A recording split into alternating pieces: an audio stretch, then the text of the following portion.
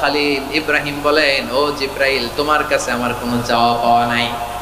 সুবহানাল্লাহ বলেন।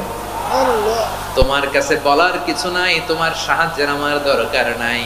সাইয়েদনা ইব্রাহিম আলাইহিস সালামকে হাতে পায়ে রশি বেঁধে হাত পা বাঁধা অবস্থায় জ্বলন্ত অগ্নিকুণ্ডে যখন নমরুদের দলবল নিক্ষেপ করবে, আল্লাহর খালিল কিভাবে নিজেকে আল্লাহর কাছে সঁপে দিয়েছেন পটুয়াখালীর ভাইরা খেয়াল করে শুনুন। হাত পা বেঁধে আল্লাহর খালিলকে যখন নিক্ষেপ করা হবে, তিনি মুখ ফুটে বলে ফেললেন, হাসবুনাল্লাহু ওয়া নি'মাল ওয়াকিল। হাসবুনাল্লাহু ওয়া নি'মাল ওয়াকিল, আমার জন্য আল্লাহই যথেষ্ট, আমার জন্য আল্লাহই যথেষ্ট। তিনি আমার সবচেয়ে বড় গার্ডিয়ান, তিনি আমার সবচেয়ে বড় অভিভাবক।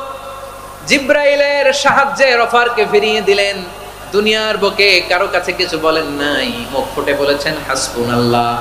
ও আমার পটুয়াখালীর প্রাণের ভাইয়েরা, খেয়াল রাখবেন, কোন বান্দা তার হাতে থাকা সব চেষ্টাটুকুন করার পরে মুখ ফসকে মুখ দিয়ে যখন বলে ফেলে হাসবুনাল্লাহ, বান্দা যখন হাসবুনাল্লাহ বলে ফেলে, ওই ব্যাপারটা ডিল করার দায়িত্ব স্বয়ং আল্লাহ আরশের উপর থেকে নিয়ে নেয়। আপনি যখন বলে ফেলবেন হাসবুনাল্লাহ, এটা ডিলিং করবে কে তখন? চিল্লায় বলেন না, তিনি কে? বান্দা তার সাধ্যের সবটুকু চেষ্টার পরে নতজানু হয়ে যখন বলবে হাসবুনাল্লাহ, আল্লাহ তুমি আমার জন্য যথেষ্ট, নি'মাল ওয়াকিল, তুমি আমার শ্রেষ্ঠ অভিভাবক, তখন তার কি দরকার না দরকার এটা ডিল করে স্বয়ং আল্লাহ। নিক্ষেপ করা হলো সাইয়েদনা ইব্রাহিমকে অগ্নিকুণ্ডলিতে। হাজার হাজার মানুষের দৃশ্য দেখার জন্য জড়ো হয়েছে এরকম বিশাল ময়দানে।